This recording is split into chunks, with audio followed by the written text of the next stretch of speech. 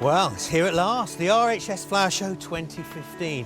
And in my book, that means just one thing. Summer can begin at last. And here on the red button, Anne-Marie Powell and I will be bringing you loads of behind-the-scenes extras to enjoy. Yes, you are really in for a treat. We're going to show you the show gardens in delicious detail and hear all the inspirations from our Chelsea show garden designers. So, lots to look forward to.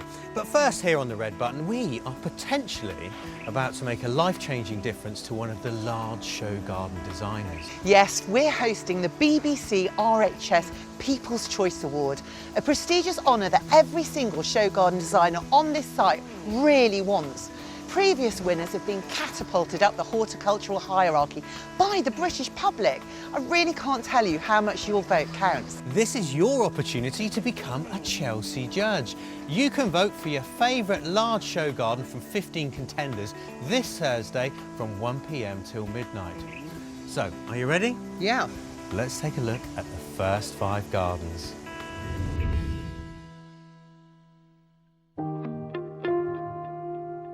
There's never been a more successful People's Choice champion than 3-time winner Chris Bearshaw.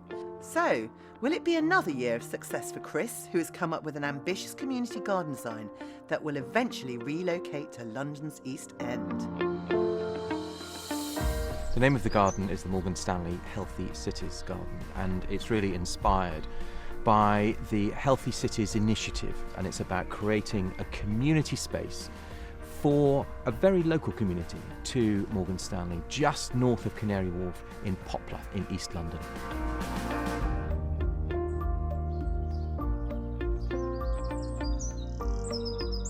The inspiration for the garden really lies with the principle of communities. It's a horticultural and artistic representation of social communities.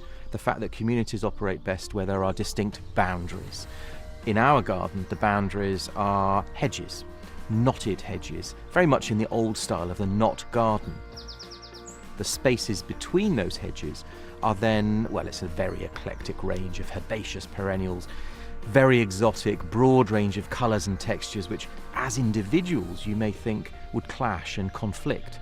But what we're demonstrating is that actually diversity brings a rich tapestry which makes a sustainable, not just horticultural community, but social community.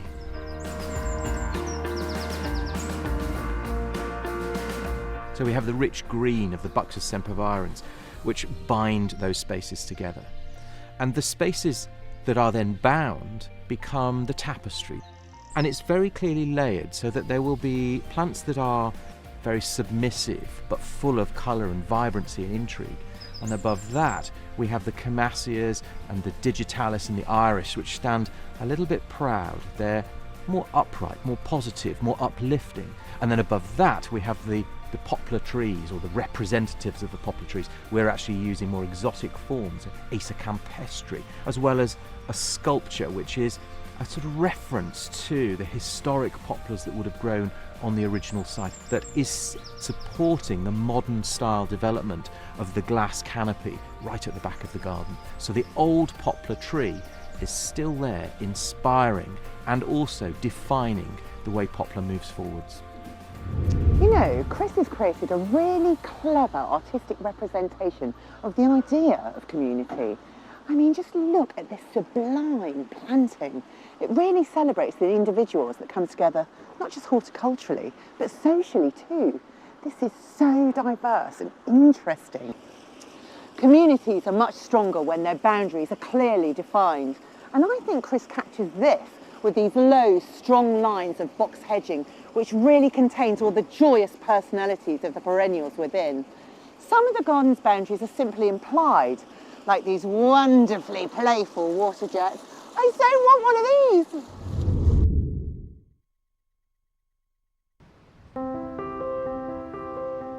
It was a stroll to her local pub in Sussex that provided Jo Thomson with inspiration for her Chelsea garden. It's a personal take on an artist's retreat as a place of creative tranquility. Will you be raising a glass to her success? My garden is called the M&G Retreat Garden because it has at its heart a timber-framed building, which is a place you can escape to, a place you can relax in, and it looks out onto a natural swimming pond. The inspiration for this garden came from the kind of rich heritage we have of writers who've used their gardens as retreats and places to work from. For example, Virginia Woolf, Charles Darwin, Dylan Thomas with his boathouse on stilts, Roald Dahl with his shed in the garden, and of course Vita Sackville-West with her tower overlooking Sissinghurst.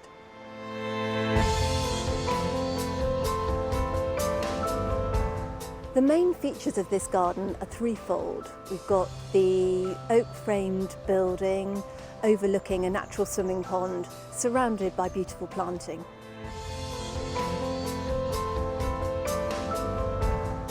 So the main structure of the planting comes from big multi-stem trees. We've got river birch and alders, both of which are happy by water. And underneath these trees we've got woodland planting, and then coming out from that woodland planting we've got much more colourful planting. We've got roses, which are familiar to everybody. The colours are pinks and blues and creams, and there's going to be a little bit of a clash with oranges and apricots.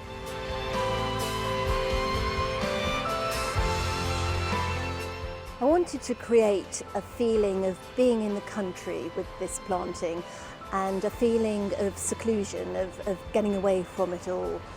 The pond planting is also important in this garden. It is ornamental in part, but it also does a job. It cleans the water and recycles it so that you can swim in water that's kept clean naturally.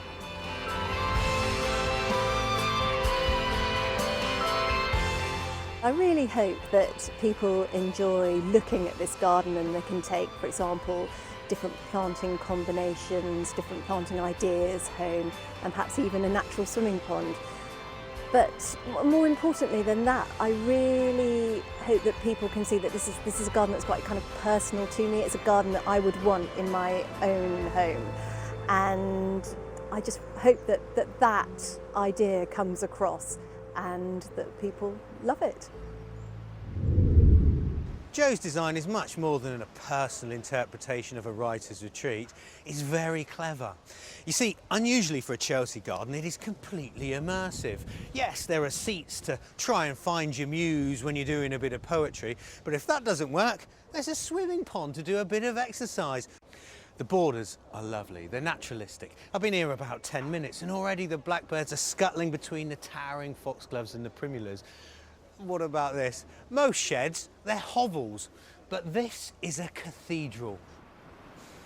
So if Jo's love letter about the inspiration gardening brings floats your boat, perhaps it deserves your vote.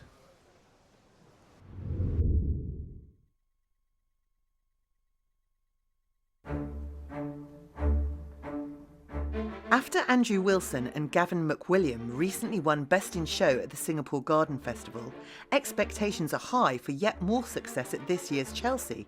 And for their garden, they've taken a step back in time. The Living Legacy Garden is inspired originally by the bicentenary of the Battle of Waterloo. The name of the garden reflects the legacy of Wellington College as a national monument to the Duke of Wellington. The concept of the garden is to represent the explosive violence and turmoil of the battle, which then progresses through the Waterloo landscape, down along a rill of Belgian setts, into the courtyard, which is an abstraction of the courtyard and buildings of Wellington College.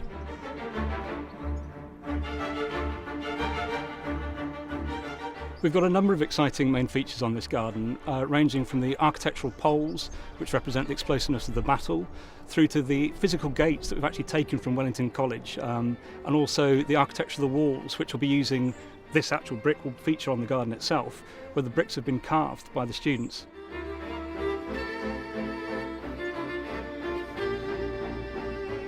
There are several planting choices. Firstly, to reflect the area around the battlefield of Waterloo. There was beech woodland with some oak, but it's essentially a damp pasture area, and so there's a lot of willow. And then the garden moves forward through the greening of the battlefield and then into the gardens of the college itself.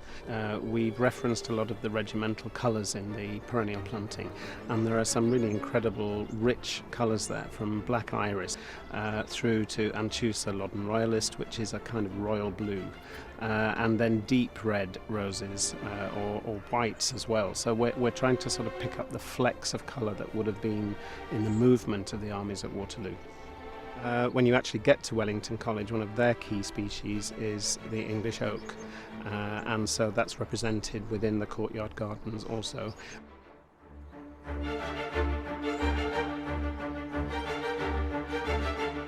Within the battle zone, we have a sort of phantom-like figure, a ghost-like figure who's gazing forward. In some ways it represents Wellington, but he's actually looking forward to the monument of the school and the future that the school promises.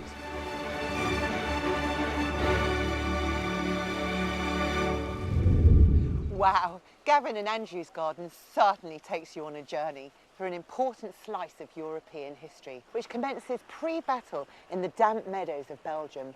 The scar of the battle slices through the space, a charred willow and 6-metre-high explosive spikes representing the violent tumult. A wonderful assault of colour drifts past clip formations of beech, inspired by the military precision of the battlefield. The garden breathes at the terrace to the college. Step through the gates and you step into the future, where young oak saplings represent future generations of Wellington College. So, does their battle win your vote?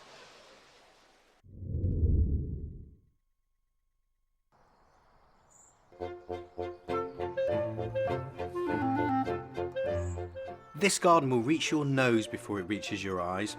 Inspired by his hometown of Grasse in France, James Basson is hoping his Perfumer's garden will be the aromatic sensation at this year's Chelsea.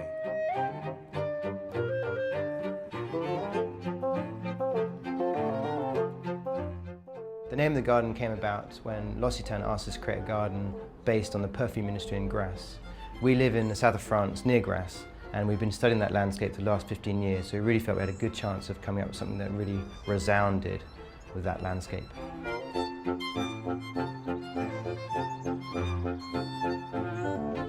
The central concept of the garden is based on the authentic, traditional agricultural lines of planting that happens all around the Grasse area. There's lavenders, there's irises, jasmine and roses, all these plants that are used traditionally in the Grasse perfume industry. And then it's blended with the sort of wild, natural feel of the landscape. We spent the last 15 years walking through these landscapes, studying how the water moves down the hills through the dry stone walls, how the plants vegetate at the base of the walls, how the water is channeled for irrigation. So there's a whole lot of little lessons we've learned as we've been walking this landscape that we've tried to apply back into the garden. The main features of the garden are based around the water.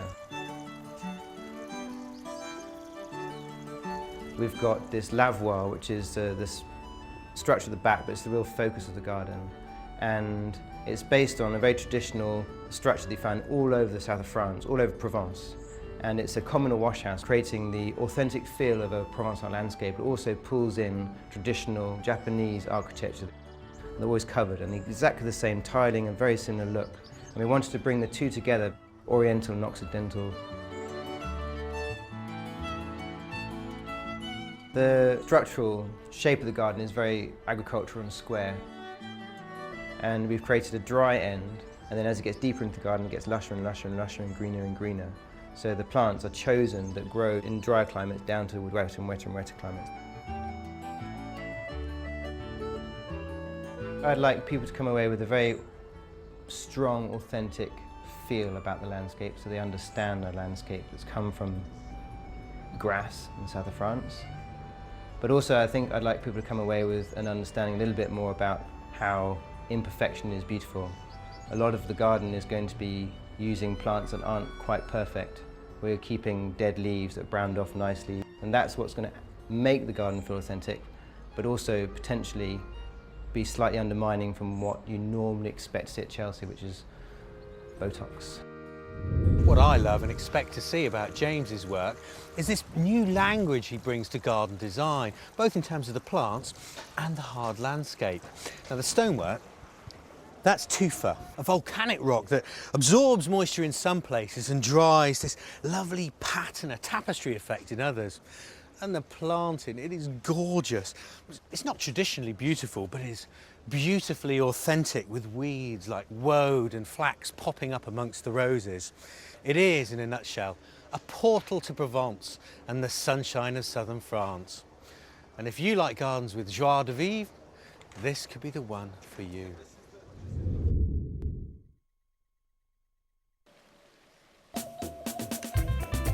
Matthew Keightley is the first to admit winning last year's People's Choice Award really made an impact on his life.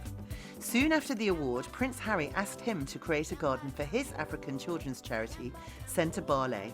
It's called Hope in Vulnerability, so let's see if Matthew's design has the potential to make him People's Champion again. Sentebale is a charity that was founded by Prince Harry, and together they came up with a name for the garden, Hope in Vulnerability. I think it's extremely poignant and works very well for the work the charity do. They care for vulnerable children out in Lesotho. Most of the children are orphans, many with HIV and AIDS. And the Mamahatu Children's Centre, which is a children's centre that's going to be opening later in the year, gives them the capacity to help 4 times as many children as they currently do.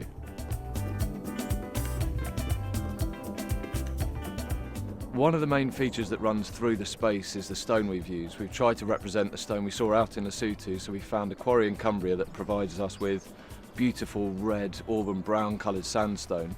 We've used it in the paving, the dry stone columns and in the waterfall at the back.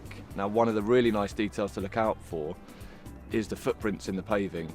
I took children's footprints from out in Lesotho, came up with a technique to have them grip blasted onto the slabs, and I've made it look like the kids are running through the space, so it's quite a playful area.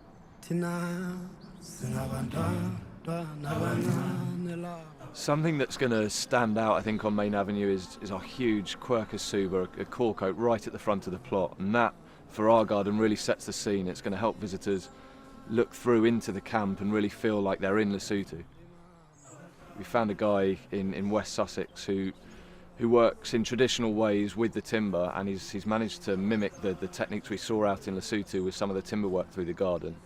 We've punctuated the hurdle fencing with beautiful triangular dry stone columns, and through the stonework we've knitted succulents, some of which are native, and that's how we saw it out in Lesotho, self-seeding and finding their own way through the cracks. This planting scheme was a great opportunity for me. It's using plants that some of which I've never even heard of before, colours that I'm not often drawn to. Lots of bright, bold, hots, red, yellow, orange colours, knitted through grasses. So lots of wild, naturalistic looking planting. The centre of the garden's different. Rather than going for natives, I've tried to represent the attitude of the children, the spirit of the camp. So bright, contrasting colours that dance through the space and work really well with the hard landscaping elements, so tying in with the stone and the natural earthy tones all the way through the space. I hope the visitors at Chelsea that come to see the garden take a bit of Sentebale away with them, much like I did. I hope through the garden they learn a bit more about the country, the work the charity do, and most importantly appreciate how important that work is, caring for vulnerable children in Lesotho.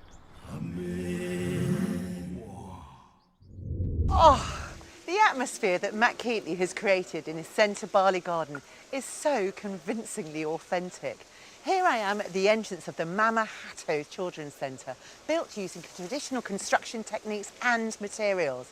Just look at the attention to detail here. The light shining through the chestnut pole herringbone roof, just shadowing all over the walls and the floor. And just look at the succulents laid so tenderly within the piers that support the roof. The only thing that could get me from this spot is the enticing sound of the water feature, which represents the mountains of the region. So, has this authentic garden convinced you? It's fitting that our final garden today has been created by last year's People's Choice Award winner, because it just goes to show how important your vote can be in opening doors to a designer's life. So, I wonder how today's designers would feel about winning the People's Choice Award 2015. People very often ask how important it is to win a gold medal and how important it is to win People's Choice. And for me, it's very clear. The gardens here are created in just the same way as the gardens that we create anywhere else in the world. It's about creating a space which delights gardeners. And so for me, if I was given a choice, People's Choice every time. To win the People's Choice Award would be amazing. There have been such a huge number of people who've helped behind the scenes with this garden, so it would be a big thank you to them. To win the People's Choice Award would be absolutely fantastic. As designers, you want to share your creativity with people, and the award would be a real acknowledgement of that. I think from our point of view as well, it would deliver the sense of a fitting memorial to Waterloo and to the people who died at that incredible battle, which actually changed the face of Europe for 100 years, brought peace to a really turmoil-filled continent. And it would be great to sort of really deliver that through the garden at Chelsea. To win the People's Choice Award would make us feel like we've done our job well, because L'Occitane, although obviously want to do well for the judges, are really there for the people. They really want this garden to be something that the public enjoy.